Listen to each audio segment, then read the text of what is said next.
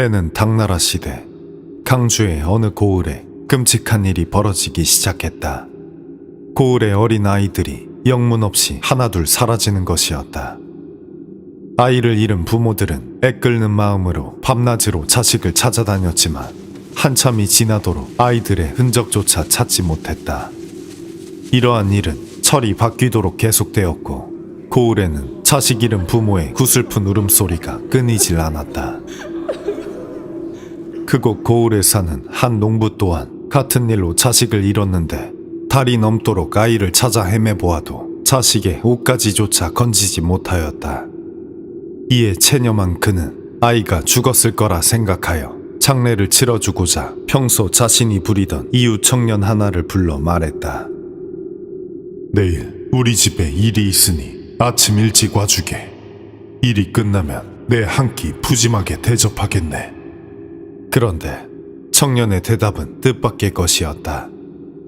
내가 왜 당신 집에서 일을 해야 합니까? 청년은 살림이 무척이나 가난하여 이 집 저 집을 떠돌며 잡일을 받아 하루하루 끼니만 겨우 해결하던 이였다.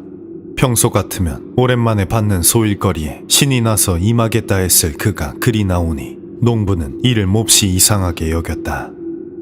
그제야 청년의 얼굴을 자세히 보니 그의 생김이 평소와는 다른 데가 있었다. 눈두덩이가 검었고 퀭한 것이 마치 넋이 나간 사람과도 같은 것이었다. 농부가 이에 당황하여 무어라 답하지 못하니 청년은 소름 끼치는 웃음을 지으며 말을 이었다. 당신 집 음식은 물려서 더는 먹기 싫소. 요즘 아주 진귀한 것들을 먹는데 당신네 집 음식과는 비할 것이 아니오. 그런 심상치 않은 말에 농부는 뭔가 모를 섬뜩함을 느끼며 물었다. 자네가 무슨 돈이 있다고 그런 진귀한 음식을 먹는단 말인가? 하지만 청년은 이에 답은 않고 미친 사람처럼 낄낄댈 뿐이었다. 이에 농부는 청년이 미쳐버렸다고 생각해 그를 보내고 집에 들어가려 하였다. 그런데 그때 입을 벌려 크게 웃는 청년의 입속에 끔찍한 무언가가 눈에 들어왔다. 그의 이빨 사이사이에 웬 검붉은 찌꺼기가 가득 끼어 있는 것이었다. 게다가 그의 입에서 나는 피비린내가 코를 찌르는 듯하니 놀란 농부는 집에 들어가기를 멈추고 굳은 듯 그의 모습을 지켜보았다. 그러자 청년이 그를 보며 나지막이 속삭였다. 그래도 당신 아이는 맛이 좋더군. 이에 그는 혼절할 듯한 정신을 가까스로 부여잡으며 손에 잡히는 몽둥이를 집어들어 청년을 사정없이 두들겨 패기 시작했다. 이에 사내가 쓰러지자 고을 사람들을 불러 함께 청년을 포박한 뒤 그를 신문하였다. 바른 대로 말해라. 일은 이랬다. 청년은 어느 날 갑자기 이름 모를 병에 걸려 심하게 앓게 되었다. 피부가 녹을 듯한 고열에 시달리며 병을 나을 방도를 찾아보았으나 누구도 그 치료법을 아는 이가 없었다. 그러던 어느 날 밤 갑자기 온몸에 털이 돋아나고 목이 꺾이더니 그의 몸이 이내 늑대와 같은 모습으로 변해버렸다. 얼마 후 다시 사람의 모습으로 돌아오긴 했지만 그는 이미 이전의 그가 아니었다. 그는 정신 또한 하루하루 이상해져가 나중에는 짐승과도 같이 변해버렸다. 저놈을 죽여 고기를 뜯고 싶다. 그는 만나는 사람들을 보며 하루 종일 그를 잡아먹고 싶다는 강렬한 욕망을 느꼈다. 그러다 끝내 그 충동을 이기지 못하고 사람들의 눈을 피해 어린 아이들을 하나둘 잡아먹기 시작한 것이었다. 이래 전말을 한 농부와 고을 사람들은 분을 이기지 못하고 청년을 마구잡이로 때리기 시작했다. 그러자 청년은 갑자기 몸이 늑대처럼 변해버리더니 이내 숨이 끊어져 버렸다. 늑대 인간이란 평소엔 사람의 모습을 하고 있다가 갑자기 늑대로 변하여 사람들을 닥치는 대로 죽이는 괴물로 고대 그리스부터 그 기록을 찾아볼 수 있다. 그리스의 역사가 헤로도토스가 쓴 사서 히스토리아에는 다음과 같은 내용이 담겨 있다. 네우로이족은 매년 한 번씩 며칠 동안 늑대가 되었다가 도로 사람이 된다는 말이 있다. 또한 성경에는 신바빌로니아의 왕 네부카드네자르 2세가 수해에 걸쳐 늑대처럼 살았다는 내용이 담겨 있기도 하며, 이 밖에도 늑대 인간은 유럽 각 지역에 구전되는 전설과 설화 등 다양한 형태로 전해지고 있다. 그런데 이렇듯 서양에서만 존재했다 알려진 것과는 달리 늑대 인간은 의외의 장소에서도 그 기록을 찾아볼 수 있다. 바로 고대 중국이다. 중국 송나라 때 각종 괴이한 일들을 담아 편찬한 태평광기에는 당나라 시대 늑대 인간으로 추정되는 존재에 대한 이야기가 여럿 실려 있다. 앞선 이야기 또한 이 책에 기록되어 있는 것으로 중국의 늑대 인간 또한 서양의 전승과 비슷하게 어느 날 알 수 없는 병에 걸려 늑대 인간이 되고 사람과 늑대로 그 모습을 바꾸면서 사람의 고기를 탐하는 모습으로 묘사되고 있음을 알 수 있다. 서양과 달리 동양에서는 반인반수를 길한 존재로 여겼으므로 늑대 인간이 요괴로 묘사되고 있다는 점은 꽤나 의외인 면이라 볼 수 있다. 그렇다면 늑대 인간은 정말로 존재했던 것은 아닐까? 한 가지 더 기이한 점은 태평광기에는 앞선 이야기와 같은 장소 강주에서 또다시 늑대 인간이 발견되었다는 이야기가 담겨 있다는 것이다. 강주의 한 농사꾼이 뽕나무 밭에서 일을 하다 해가 저물어 집으로 돌아갈 준비를 하고 있었다. 그런데 멀리서 기이한 소리가 들려왔다. 이는 누군가 숨을 헐떡이며 달려오는 소리였는데 그가 있는 쪽으로 빠르게 가까워오고 있었다.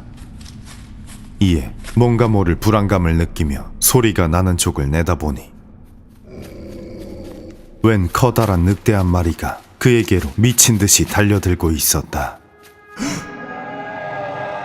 늑대는 순식간에 그를 덮쳐들었고 몹시 놀란 농사꾼은 급히 가까운 뽕나무 위로 몸을 피했다. 하지만 나무가 그리 높지 않았던지라 늑대는 단숨에 그를 따라 올라와 그의 옷자락을 물었고 거칠게 대가리를 흔들며 그를 끌고 내려가려 하였다. 이에 농사꾼은 허리춤에서 손도끼를 꺼내들어 늑대의 면상을 힘껏 내리쳤다. 그러자 도끼를 이마에 정통으로 맞은 늑대는 고통스러운 몸부림을 치며 옷자락을 놓더니 비틀거리며 온 길을 따라 도주해버렸다. 그런데 숨을 돌리고 생각해보니 놈이 도망치는 방향이 이상한 데가 있었다. 그곳은 숲이 아닌 고을 쪽이었던 것이었다. 그는 이를 기이하게 여겨 서둘러 놈의 발자국을 따라가 보았다. 그렇게 한참을 따라가니 놈의 발자국은 어느 집 대문에 이르러 끊겨 있었다. 이에 고을 사람은 집 주인을 불러 물었다. 늑대 한 마리가 이리 오지 않았소. 늑대라니 그게 무슨 소리요? 집주인은 영문을 모르는 듯한 눈치였다. 하지만 열린 문틈 사이로 보니 바닥엔 놈이 흘린 듯한 핏자국이 여기저기 떨어져 있었다. 이에 괴수가 이 집에 숨었음을 확신한 농사꾼이 집주인을 밀치고 집 안에 들어가 보니 핏자국은 어느 방 쪽으로 이어져 있었다. 이 핏자국을 보시오. 농사꾼은 그에게 방금 있었던 일을 상세히 말해주었다. 그러자 집주인은 몹시 놀라는 듯 하더니 잠시 뜸을 들이다 이내 떨리는 목소리로 답했다. 저 방은 내 부친이 계시던 곳이오. 하지만 아버지는 얼마 전 자취를 감추셨소. 이야기를 들어보니 그의 부친은 얼마 전 치료법을 알 수 없는 몹쓸 병에 걸려 몸져 눕게 되었는데 병세가 깊어져만 가다 마침내는 음식을 입에 댈 수 없을 정도가 되었다. 그렇게 하루하루 걱정이 더해가는데 어느 날 아침에 문안을 가보니 그의 부친이 온데간데 없이 사라져 있었다. 이에 온 고을을 돌며 아버지를 찾아보았으나 아무도 그를 본 이는 없었고 그렇게 며칠이나 지났다는 것이었다. 두 사람은 섬뜩해하며 조심스레 방으로 가 문을 열어보았다. 그러자 침상 쪽에서 누군가 숨을 헐떡이는 소리가 들려오는 것이었다. 이에 조심스레 그곳에 가까이 가보니 그는 다름 아닌 집주인의 아버지였다.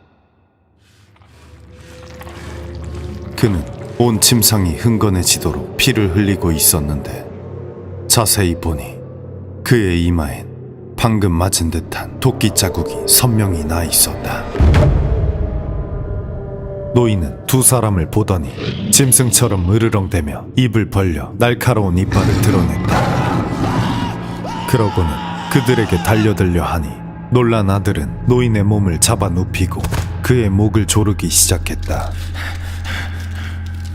그러자 노인은 금세 생김을 바꾸어 한 마리의 늑대로 변해버리더니 이내 숨이 끊어져 버렸다. 이 밖에도 태평광기에는 늑대와 사람 사이에서 태어난 괴수의 이야기가 실려있기도 하다. 진주 신사년에 장씨 집안이 있었다. 그 집 부인이 하루는 기이한 꿈을 꾸었는데 노란색 베옷을 입고 허리와 배가 가느다란 사내가 나타나 그녀와 정을 통하고는 사라져 버렸다. 그런데 잠에서 깨어난 후 장씨 부인에게서 기이한 변화가 나타나기 시작했다.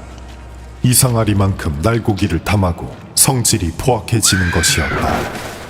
그러다가 마침내 배까지 불러오기 시작했는데 10달이 아닌 반년 만에 아이를 낳았다.